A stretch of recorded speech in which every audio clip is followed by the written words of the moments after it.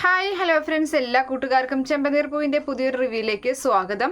അങ്ങനെ ആദ്യം തന്നെ നമ്മുടെ രേവതിക്ക് ആ ഓർഡർ കിട്ടിയതിൻ്റെ പൈസ കൊടുക്കാൻ വേണ്ടി അവിടേക്ക് ചെല്ലാൻ പറയുകയാണ്, ആ ഓഡിറ്റോറിയത്തിലേക്ക്. അങ്ങനെ അവിടെ രേവതി എത്തുന്നുണ്ട്. രേവതി എത്തുമ്പോൾ ഓഡിറ്റോറിയത്തിൻ്റെ അവിടുത്തെ മുതലാളി രേവതിക്ക് പൈസ കൊടുക്കുകയാണ്. എന്നിട്ട് രേവതിയുടെ വർക്കിനെ കുറിച്ച് ഒരുപാട് പുകഴ്ത്തി സംസാരിക്കുന്നുണ്ട്. നല്ല വർക്കാണ്, ഇവിടെ വന്നവർക്കൊക്കെ ഇഷ്ടപ്പെട്ടു, രേവതിയുടെ നമ്പർ വാങ്ങിക്കൊണ്ട് പോയിട്ടുണ്ട്, ഇനി എന്തായാലും ഒരുപാട് വർക്ക് രേവതിക്ക് കിട്ടും എന്നുള്ള കാര്യമൊക്കെ ഇങ്ങനെ പറയുകയാണ്.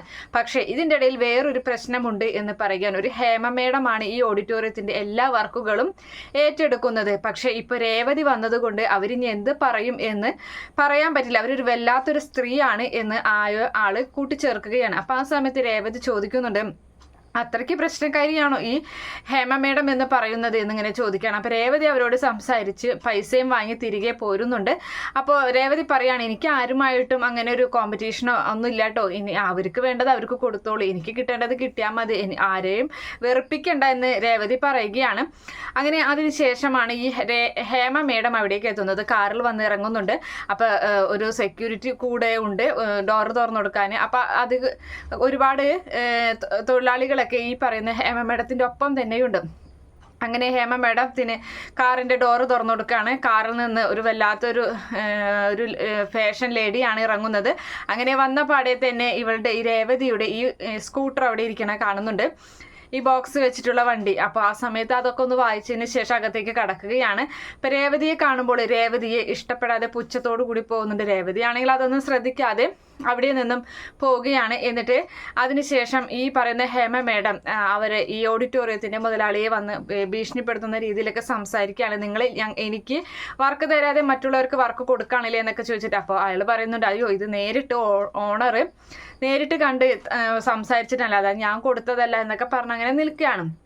എന്തായാലും അന്നത്തെ ദിവസം രേവതി വീട്ടിലോട്ട് വരുമ്പോൾ ഒരുപാട് സ്വീറ്റ്സ് ഒക്കെ വാങ്ങിക്കൊണ്ട് വരുന്നുണ്ട്. അച്ഛന് സ്വീറ്റ്സ് കൊടുക്കുകയാണ്. അപ്പോൾ ആ സമയത്ത് ചന്ദ്ര അവിടേക്ക് വന്നിട്ട് പറയുന്നുണ്ട്, നിങ്ങൾ എന്താ ഈ മധുരമൊക്കെ കഴിക്കുന്നത്, നിങ്ങൾക്ക് ഷുഗർ അല്ലേ എന്ന് പറഞ്ഞിട്ട് ഈ രവിയെ ചീത്ത പറയുകയാണ്. അപ്പോൾ അത് സാരില്ല, രേവതി സന്തോഷത്തോടു കൂടി തന്നതല്ലേ എന്ന് പറഞ്ഞിട്ട് അങ്ങനെ കഴിക്കുന്നുണ്ട്. അതിനുശേഷമാണെങ്കിൽ നമ്മുടെ സച്ചിയുടെ അരികിലേക്ക് ചെന്നിരിക്കുകയാണ് രേവതി. എന്നിട്ട് സച്ചിക്കും ഇതുപോലെ ലഡു വായയിൽ വെച്ചിട്ട് മധുരം കൊടുക്കുകയാണ്. അപ്പോൾ അവൾക്ക് ഒരുപാട് പൈസ കിട്ടി ആ ഒരു വർക്കിൻ്റെ പേരിൽ. അങ്ങനെ ആ പൈസ ആദ്യം തന്നെ സച്ചിക്ക് കൊടുക്കുകയാണ്. എന്നിട്ട് ഇങ്ങനെ രേവതി വലിയ സന്തോഷത്തിലാണ് കേട്ടോ. അങ്ങനെ സന്തോഷത്തോടു കൂടി പറയുന്നുണ്ട്, എന്തായാലും ഇന്ന് നിങ്ങളെക്കാളും കൂടുതൽ പൈസ ഞാൻ സമ്പാദിച്ചു എന്ന് പറയുന്നുണ്ട്. അപ്പം അത് കേൾക്കുന്ന സച്ചിക്ക് വലിയ ഫീലൊന്നും തോന്നുന്നില്ല.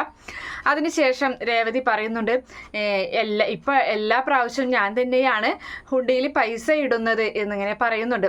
അപ്പം അത് നമ്മുടെ ചന്ദ്ര അവിടെ നിന്നും കേൾക്കുകയാണ്. സച്ചി എന്തായാലും അങ്ങനെ കാര്യമാക്കാതെ അങ്ങനെ വിടുന്നുണ്ട് അവളുടെ സംസാരം. അതിനുശേഷം ഭക്ഷണം എടുക്കാനൊക്കെ വേണ്ടി അവൾ പോവുകയാണ്. അപ്പോൾ സച്ചിയോട് പറയുന്നുണ്ട്, രേവതി അതിന് മുന്നിപ്പോൾ പറയാണ്, എന്തായാലും ഞാൻ ഭക്ഷണം എടുക്കട്ടെ, സച്ചേട്ടൻ പോയിട്ട് മുകളിൽ തുണിയുണ്ട് അതൊക്കെ എടുത്തിട്ട് വരണം കേട്ടോ എന്നിങ്ങനെ പറയുകയാണ്. അപ്പോൾ അത് കേൾക്കുന്ന ചന്ദ്ര അവിടെ നിന്നിട്ട് രേവതി അകത്തേക്ക് പോയതിന് ശേഷം പറയുകയാണ്, എടാ ഇപ്പം മനസ്സിലായില്ലേ അവളുടെ മനസ്സിലിരിപ്പോൾ, അവൾ എന്താ പറഞ്ഞതെന്ന് നിനക്ക് മനസ്സിലായില്ലേ, അവൾ നിന്നേക്കാളും കൂടുതൽ ഇപ്പോൾ സമ്പാദിക്കുന്നുണ്ടെന്നും കൂടുതൽ പൈസ അവൾ ഹുണ്ടിയിൽ ഇടുന്നുണ്ടെന്നുമാണ് പറഞ്ഞത്. അപ്പോൾ അതിൻ്റെ അർത്ഥം എന്താ, അവള് നിന്നേക്കാളും കൂടുതൽ വളർന്നു, നീ അവളെ ഒന്നുമല്ലാതെ ആയി എന്നുള്ള രീതിയിലാണ് അവൾ സംസാരിച്ചത്. അത് മനസ്സിലാക്കാനുള്ള കഴിവ് നിനക്ക് വേണമെടാ എന്നൊക്കെ പറഞ്ഞ് അങ്ങനെ ഒരുപാട് കളിയാക്കുന്നുണ്ട്.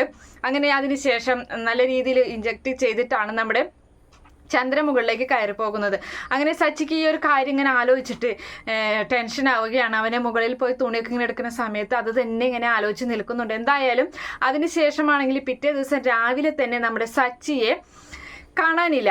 സച്ചി ആരോടും പറയാതെ കാണാനില്ല. അങ്ങനെ ഒരുപാട് നേരം നമ്മുടെ രേവതിയൊക്കെ അന്വേഷിച്ച് നടക്കുന്നുണ്ട്. അതേ സമയത്ത് ഇവിടെ നമ്മുടെ ഈ പറയുന്ന ശ്രുതിയൊക്കെ വീട് കാണാൻ പോയിട്ടുണ്ടല്ലോ, അതിനുള്ളിൽ വലിയൊരു ചതിയാണ് ശ്രുതിയും തേടി ഇരിക്കുന്നത്. മറ്റൊന്നുമല്ല, ഈ വീട് വിൽക്കാൻ വന്നിട്ടുള്ള 2 പേര് അവർ ശരിക്കും ആ വീടിൻ്റെ ഓണർമാരല്ല, ആ വീടിലെ വാടകക്കാരാണ് ശരിക്കും. അങ്ങനെ അവർ 30 ലക്ഷം രൂപ ആവശ്യപ്പെടുന്നുണ്ട്. ആദ്യം തന്നെ 30 അല്ല 50 ലക്ഷം രൂപ ആവശ്യപ്പെടുകയാണ്. അപ്പോൾ ശ്രുതി പറയുന്നുണ്ട്, അയ്യോ ഇപ്പം അത്ര പൈസയൊന്നുമില്ല, എന്തായാലും കുറച്ച് ദിവസത്തിനുള്ളിൽ 30 ലക്ഷം രൂപ തരാമെന്ന് പറയുന്നുണ്ട്. മതി 30 ലക്ഷം തന്നാൽ മതി എന്നൊക്കെ ഇങ്ങനെ പറഞ്ഞവർ അങ്ങനെ ഡീലൊക്കെ ഉറപ്പിച്ച് വലിയ സന്തോഷത്തോടു കൂടി ശ്രുതിയും അവിടെ നിന്നും പോകുകയാണ്.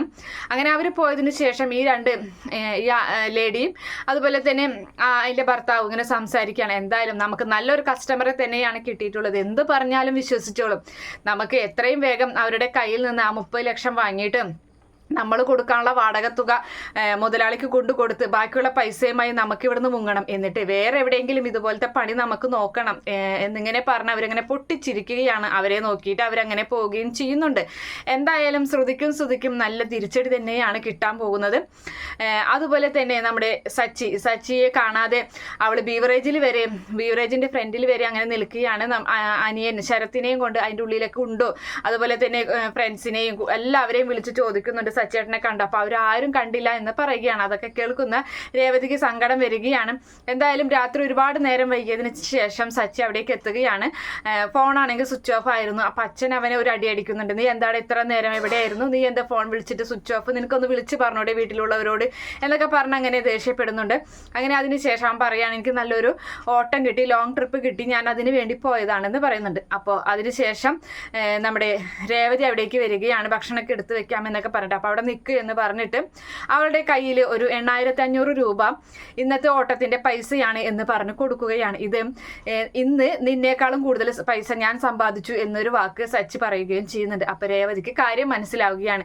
ഞാൻ ആ പറഞ്ഞത് സച്ചിയേട്ടന് ഇഷ്ടപ്പെട്ടില്ല, അത് ശരിയാണല്ലേ, അപ്പോൾ അതുകൊണ്ടാണല്ലേ സച്ചിയേട്ടൻ എന്നോടൊരു വാക്ക് പോലും പറയാതെ പോയത് എന്നൊക്കെ പറഞ്ഞ് നമ്മുടെ രേവതി സങ്കടപ്പെട്ട് അങ്ങനെ ഭക്ഷണമൊന്നും കഴിക്കാതെ കിടക്കണ സമയത്ത് സച്ചി തന്നെ പോയിട്ട് അടുക്കളയിൽ പോയി ഭക്ഷണം എടുത്തുകൊണ്ട് വന്ന് രേവതിയോട് മാപ്പ് പറഞ്ഞ് അവളെ എഴുന്നേൽപ്പിച്ച് അവളെ ഭക്ഷണം കൊടുക്കുന്ന ഭാഗമൊക്കെയാണ് എന്തായാലും വരാൻ പോകുന്നത്. കാത്തിരുന്ന് കാണാം.